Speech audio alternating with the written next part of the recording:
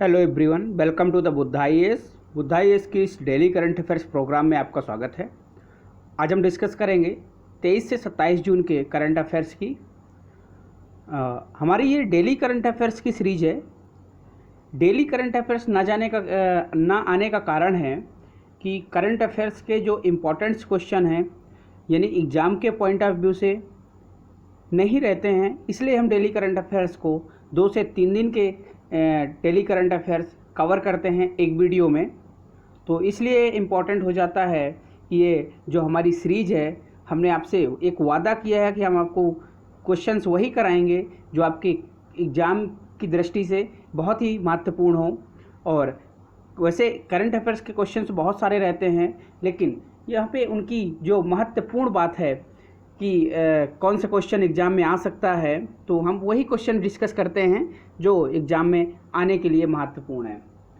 और रीज़न है कि ये कोविड-19 की वजह से बहुत सारे इवेंट्स नहीं हो रहे हैं, बहुत सारे कार्यक्रम्स नहीं हो रहे हैं, तो जो क्वेश्चंस वर्चुअल चीज़ें चल रही हैं उनको भी हम कवर कर लेते हैं कि शायद ये एग्ज़ाम में पूछा जाता है। चलिए आज डिस्कस करते हैं। आज देखते हैं 23 से 27 जून के करंट अफेयर्स के बारे में क्या इंपॉर्टेंट है। इससे पहले हम आपको एक क्वेश्चंस देते हैं। क्वेश्चन है कि किस महाद्वीप में एक भी ज्वालामुखी नहीं पाए जाते हैं। इसका आंसर आप मुझे कमेंट करके बताइए और इसका उत्तर आपको वीडियो के लिए मैं लास्ट में बताऊंगा कि किस महाद्वीप में एक भी सक्रिय ज्वालामुखी या बात करें कि ज्वालामुखी नहीं मिलते हैं। मतलब क्या है कि वहाँ एक भी ज्वालामुखी नहीं है। तो आपको इसका आंसर कमेंट में लिख के बताना है और हम इसका आंसर आपको वीडियो के लास्ट में बताएंगे। इससे पहले आप मुझे कमेंट करके आंसर दे सकते हैं। अंतर्राष्ट्रीय मादक पदार्थ और तस्करी निरोध दिवस कब मनाया जाता है? तो इसका सही आंसर हो जाएगा 26 जून। कब है? 26 जून को। थीम क्या थी इसकी? Better knowledge for better care. इसकी थीम थी better knowledge for better care. UNO ने इसे 1987 में शुरू किया था। अंतर्राष्ट्रीय ओलंपिक दिवस कब मनाया जाता है? 23 जून को अंतर्राष्ट्रीय ओलंपिक दिवस मनाया जाता है। खेल में भाईचारे की भावना को बढ़ाने के लिए, खेल को खेल भावना की दृष्टि से देखने के लिए ये 23 जून को डिसाइड किया गया कि 23 जून को अंतर्राष्ट्रीय ओलंपिक दिवस मनाया जाए। ई ब्लड सर्विसेज मोबाइल ऐप की शुरुआत किसने की? तो इसकी शुरुआत की थी डॉक्टर हर्षवर्धन ने। ई ब्लड सर्विसेज, इससे क्या होगा कि इसमें से इम्पोर्टेंट बात यह है कि आप इसको डाउनलोड करके आप ब्लड के लिए अप्लाई कर सकते हैं और इसमें से जो भी ब्लड बैंक है आपको 12 घंटे तक आपका वेट करता है, इसके बाद आपकी रिक्वेस्ट डिक्लाइन कर देता है। इसके माध्यम से 1 से 4 यूनिट ब्लड लिया जा सकता है और मांग करने के लिए 12 घंटे तक इंतज़ार किया जाएगा। डॉक्टर हर्षवर्धन केंद्रीय स्वास्थ्य एवं परिवार कल्याण मंत्री भी हैं और ये इंडियन रेड क्रॉस सोसाइटी के भी अध्यक्ष हैं। तो ये इम्पोर्टेंट है, ये याद रखना है आपको। हाल ही में सरकार ने किस हवाई अड्डे को अंतर्राष्ट्रीय हवाई अड्डे के तौर पर घोषित करने का निर्णय लिया है? ऑप्शन है प्रयागराज, कुशीनगर, जबलपुर और लेपाराडा।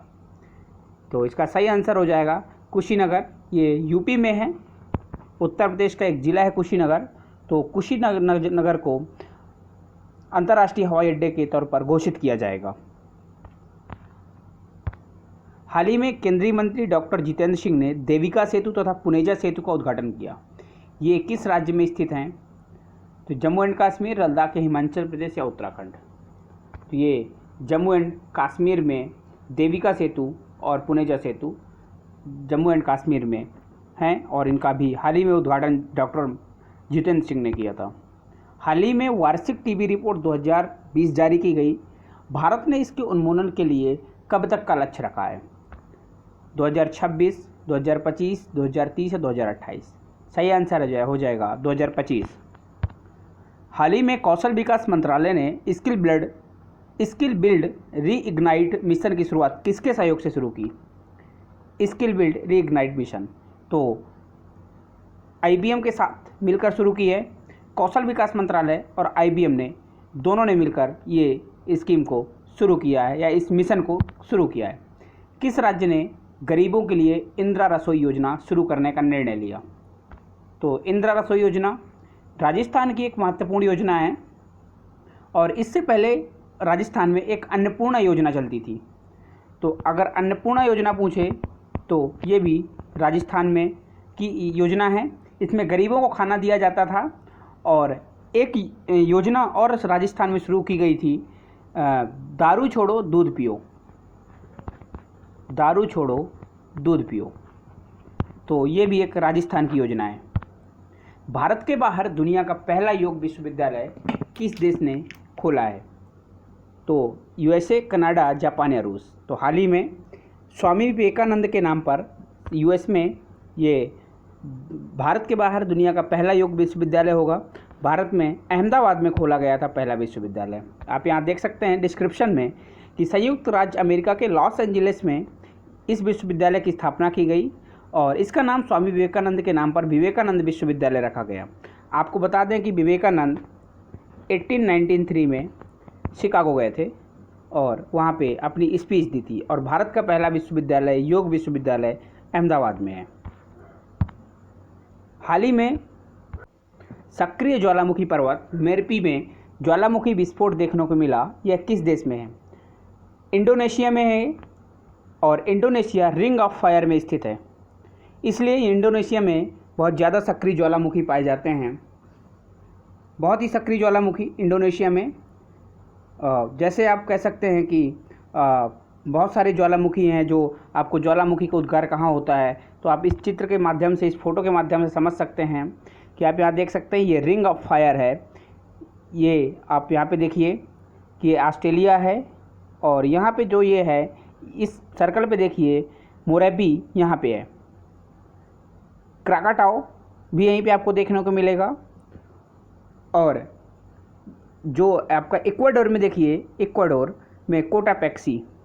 मैक्सिको में आप देख सकते हैं, अर्जेंटीना, चिली देश की सीमा पे एक है ओजस डेल सलाडो जो विश्व का सबसे ऊंचाई पर स्थित सक्रिय ज्वालामुखी है। यहाँ आप देखिए ये सक्रिय ज्वालामुखी आपको सबसे ज़्यादा मिलेंगे ये रिंग ऑफ फायर में। ये रिंग ऑफ फायर है।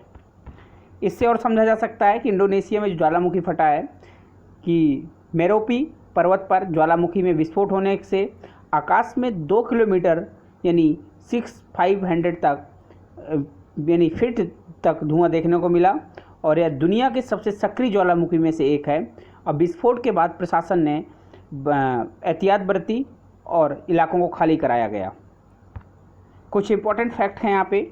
जो विश्व का सबसे ऊंचा ज्वालामुखी पर्वत कोटोपैक्सी, यहाँ कोटापैक्सी है, कोटोपैक्सी होता है, 19,613 फीट इक्वाडोर में है।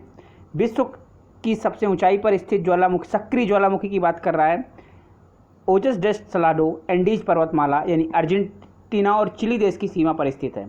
और विश्व का सबसे ऊंचाई पर स्थित शांत ज्वालामुखी की बात कर रहा है। यहाँ शांत, ये सक्रिय था। शांत ज्वालामुखी अकांकागुआ एंडीज पर्वतमाला पर ही स्थित है जिसकी ऊंचाई 6,960 मीटर है। एक बात करते हैं कि पोपोकेटेपल का को दुनिया का विनाशकारी ज्वालामुखी है। ये दुनिया का विनाशकारी ज्वालामुखी है और ये मैक्सिको में स्थित बेहद सक्रिय है। एक बात करते हैं टेमो मैसिव की। ये सबसे बड़ा ज्वालामुखी है दुनिया का सबसे बड़ा ज्वालामुखी है और ये लाखों सालों से शांत पड़ा है। और भारत की बात करें तो अंडमान के पूर्व में नारकोंडम निष्क्रिय ज्वालामुखी है, निष्क्रिय। कुछ महत्वपूर्ण ज्वालामुखी की बात करते हैं। अगर आप चाहते हैं कि ज्वालामुखी के बारे में डिटेल से पढ़ें तो इसका हम आपको एक अलग से वीडियो बना के अपलोड कर देंगे, आप इसको देख सकते हैं। कटमई अलास्का में है, एल्बुर्ज जॉर्जिया में है, माउंट रेनियर अमेरिका में है, चिम्ब्रेजी इक्वाडोर में है, पोप ये शांत ज्वालामुखी है म्यांमार में है, माउंट ताल फिलीपाइंस में है, ओल्ड फेथफुल ये टेम्बोरा इंडोनेशिया में है, कैमरून सक्रिय ज्वालामुखी है जो पश्चिमी अफ्रीका में है, कोटोपैक्सी सक्रिय ज्वालामुखी इक्वाडोर में है। आपको ये इंपॉर्टेंट ये याद रखना है कि सक्रिय है, प्रसुप्त है या शांत है। ज्वालामुखी बेसिकली 3 प्रकार के होते हैं। माउंट एटना सक्रिय ज्वालामुखी इटली में है, तो आपको इटली के याद रखने हैं माउंट एटना, स्ट्रम्बोली और वेसुवियस। 2 सक्रिय है, 1 प्रसुप्त है, तो इटली के 3 याद रखने हैं। ईरान के 2 याद रखने हैं, डेमवंद शांत ज्वालामुखी, कोई सुल्तान ज्वालामुखी शांत ज्वालामुखी। एक आपको यहाँ पे मैं इंपॉर्टेंट बात ये बता दें कोय सुल्तान की, जो ये ईरान का कोय सुल्तान है ना, ये धुआरा है, धुआरा कहते हैं इसको, धुआरे के लिए प्रसिद्ध है। और एक न्यूजीलैंड की जो प्लेंटी की खाड़ी में स्थित व्हाइट द्वीप का धुआरा भी प्रसिद्ध है। कोय सुल्तान धुआरा इस प्रसिद्ध है कोय सुल्तान का, और प्लेंटी की खाड़ी का धुआरा भी प्रसिद्ध है। फ्यूजियामा सक्रिय ज्वालामुखी जापान में है। मोनोलोआ प्रसुप्त ज्वालामुखी हवाई द्वीप में है। किलिमंजारो तंजानिया में। मैं आपको एक इम्पॉर्टेंट बात यहाँ पे ये बता दूँ कि जितने भी ज्वालामुखी हैं सारे कॉन्टिनेंटल के ईस्ट में मिलेंगे, ईस्ट में, क्योंकि आपको ये जो नॉर्थ अमेरिका और साउथ अमेरिका का है यहाँ वेस्ट में मिलेंगे, और एशिया में और आपका ऑस्ट्रेलिया में, इस ऑस्ट्रेलिया में तो एक भी ज्वालामुखी नहीं पाया जाता है। आपके पहले को प्रश्न का आंसर है कि जो ऑस्ट्रेलिया है, ऑस्ट्रेलिया में देख सकते हैं एक भी ज्वालामुखी नहीं मिलेगा। चर्चा में रहा बोनालू फेस्टिवल किस राज्य में मनाया जाता है। बोनालू फेस्टिवल तेलंगाना, आंध्र प्रदेश, मिजोरम में असम, ये तेलंगाना में मनाया गया। इसमें महाकाली की पूजा होती है, महाकाली की। ये तेलंगाना की जुड़वा राजधानी हैदराबाद और आपका एक सिकंदराबाद दोनों जगह खासकर सेलिब्रेट किया जाता है, और ये तेलंगाना का राज्य महोत्सव भी है। और तेलंगाना के राज्यपाल हैं तमिलिसाई सौंदरराजन। आंध्र प्रदेश में खेल होता है जिसे कहते हैं मुर्गों की लड़ाई होती है। आंध्र प्रदेश में मुर्गों की लड़ाई, आंध्र प्रदेश में होती है मुर्गों की लड़ाई। असम में एक होता है बुलबुल पक्षी की लड़ाई, असम में। तो ये आपको ये भी याद रखने हैं।